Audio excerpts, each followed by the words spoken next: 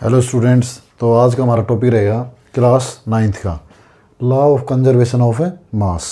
तो law of conservation of mass से जैसे आपको टाइटल से ही पता लग रहा होगा इसके कि कंजर्वेशन का मतलब सेव, लेफ्ट हैंड साइड में भी और राइट हैंड साइड में भी। क्या सेव? मास।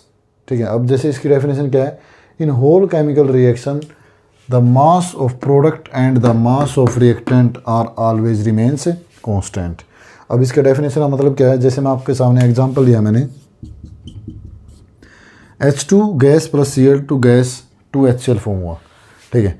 अब एक तो एटम की फॉर्म में देखें आप, जैसे सपोज यहाँ पर हाइड्रोजन कितने एटम है, H2 है तो 2 एटम, Cl2 है तो 2 एटम आपके क्लोरीन के, और 2HCl। अब कई बच्चे कहेंगे हाँ तो 2 है, लेकिन ये 2 तो बैलेंसिंग के लिए लिखा है ना, तो एक्चुअल में ये 2 आपका मल्टीप्लिकेशन में हाइड्रोजन के साथ भी और Cl के साथ भी है, तो हाइड्रोजन और Cl के मिला के तो टोटल 4 ही एटम होंगे।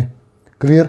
अब दूसरी, अगर मैं इसको दूसरी टर्म में बताऊं, यहाँ पे जैसे आपका 5 ग्राम हाइड्रोजन है और 5 ग्राम Cl है। ठीक है।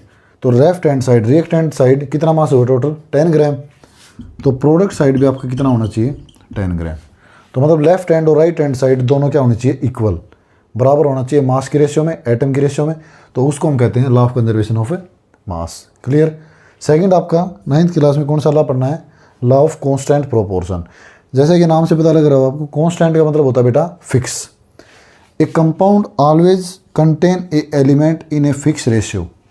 मतलब एक कंपाउंड है, उसके जितने भी एलिमेंट्स हैं वो हमेशा आपके फिक्स रेशियो में रहेंगे, चाहे by weight irrespective of their source चाहे आपका कुछ भी हो। सोर्स से जैसे suppose we have example of water molecules का फार्मूला क्या है आपका? H2O।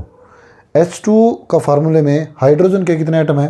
2, तो इसे मैं 2 लिखा है यहाँ पे, और ऑक्सीजन है कितना है? 1, तो 1।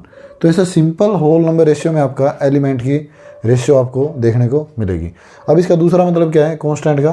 कांस्टेंट मीन्स जो ही आपका H2O है, ये चाहे आपके घर का पानी है और चाहे आपका नहर, नदी, कहीं का भी आपका समुद्र का पानी है, वहाँ पर वाटर का फार्मूला आपका चेंज नहीं होता, सेम वाटर फार्मूला रहता है। अगर आपको वाटर मॉलिक्यूल लैब के अंदर भी बनाना है तो वहाँ पर भी आपको हाइड्रोजन के 2 एटम चाहिए और ऑक्सीजन का 1 एटम चाहिए, तो वहाँ पर भी आपको 2:1 में ही एलिमेंट चाहिए, तभी आप वाटर का जो है मॉलिक्यूल आप बना पाओगे।